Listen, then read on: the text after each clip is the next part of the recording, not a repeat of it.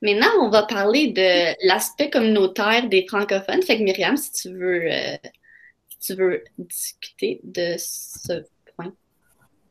Ouais, bon, parfait. Donc, comme on le sait tous, en ce moment, on vit une pandémie mondiale, il faut garder la distance, il faut pas se rassembler et tout.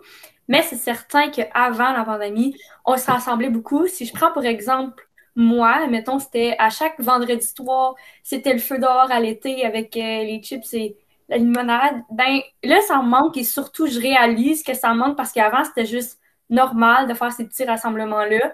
Et puis là, ça ne l'est plus parce que ça fait 1 an, 2 ans qu'on n'a plus le droit de le faire. C'est totalement correct. Je suis d'accord et je supporte le fait qu'il faut suivre les règlements.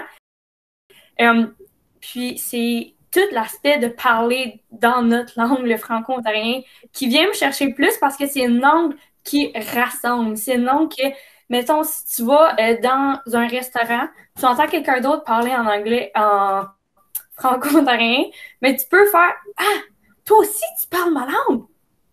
Ah, cool. Tu viens d'où? Tu viens-tu de. Tu viens-tu proche de chez nous? T'habites peut-être l'autre bord de la rue. C'est juste le fun de le savoir. Puis c'est aussi des activités communautaires qu'on faisait beaucoup avant. On avait du baseball, du soccer. Moi, je sais que j'enseignais le soccer aux plus petits. C'était la langue qui apportait ma communauté à moi ensemble à créer des activités, à faire du fun pour les petites familles et les grandes familles. C'est tellement vrai. Puis surtout, il y a même des organismes qui ont essayé de faire, qui ont essayé de faire des rassemblements en français. Là, je parle beaucoup de la FESFO.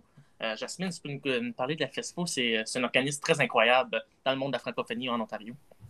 Bien sûr. Oui, la FESFO, c'est énorme tout partout dans l'Ontario pour les Français. C'est une organisation qui réunit tous les jeunes du secondaire franco-ontariens, que ce soit pour les Jeux franco-ontariens ou le Parlement des jeunesses ou la formation en leadership. C'est des belles opportunités d'améliorer tes capacités, puis habitudes, tout. Puis pour moi, ça m'a vraiment réalisé ma fierté pour ma langue. Puis cette année, malheureusement, on ne pouvait pas se réunir pour plusieurs événements, mais la FESFO, ils ont fait les Jeux chez toi. Donc, c'est un plus petit événement que les Jeux franco-ontariens, mais c'est avec la COVID, évidemment, on ne peut pas se réunir, mais ils l'ont fait avec Google Meet, tu peux le faire chez toi, puis il va y avoir aussi des activités qui vont se passer. C'est bien, ça va. Qu'est-ce que Vas-y, Annie.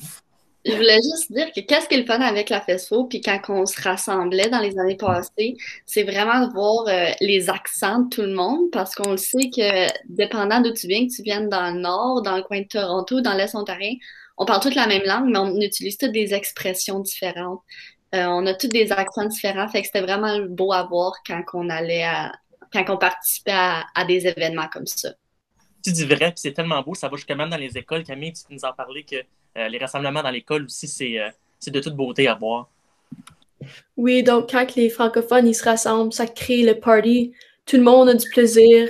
On est comme une grande famille, puis on se sent tout accepté, puis à notre place, parce que on a toutes des similarités avec la langue, puis avec, tu sais, des fois, on veut pas se faire assimiler. Donc, je pense que dans le fond, quand on est ensemble, il y a vraiment ce sentiment-là, on se sent accepté, puis on est fier de la parler, notre langue. Donc, ça crée une belle atmosphère. C'est Ces vrai. rassemblements-là sont tellement importants pour nous qu'on a même dû commencer à les faire en virtuel. On vient toutes d'écoles différentes, puis on s'entend toutes bien. Puis quand on se rassemblait d'habitude dans une école, c'était vraiment le fun. C'est vrai, le party était là, on créait plein de beaux liens. Puis même en ligne, on réussit à le faire. C'est pas la meilleure option, mais regarde, on est capable d'avoir une vraiment belle discussion tout en français, puis de sentir qu'on fait partie de quelque chose d'important, là. C'est vrai. Je reviens à Jasmine tantôt, excusez. Tu nous parlais des jeux franco. Tu pourrais-tu nous en parler un peu plus, donner des informations, comment que ça se déroule, puis les activités qui se passent? Oui, ben, on va dire la formation de leadership. Ça se passe à un petit camp lac Couchiching vers Toronto.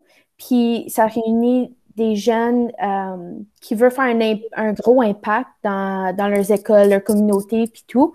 Puis tu reviens tout le temps avec des plus bonnes connaissances, puis tout. Puis tu reviens plus joyeux puis fier de ta langue. Puis pour moi, ça m'a appris plus des compétences en leadership. Plusieurs activités nous ont laissé, comme on va dire, nous ont laissé créer des activités pour tout le camp. Puis pour moi, ça m'a vraiment aidé dans mon compétence en leadership surtout. Puis même les jeux franco, il y a plein de volets qui te laissent choisir quelque chose de toi, tes intérêts en montage vidéo, impro, danse, musique. Donc, il y a plein de sortes, puis c'est pour tout le monde. Moi aussi, j'ai participé à la formation de leadership, puis les aptitudes que tu apprends là-bas, c'est vraiment des aptitudes qui vont t'aider dans ton école.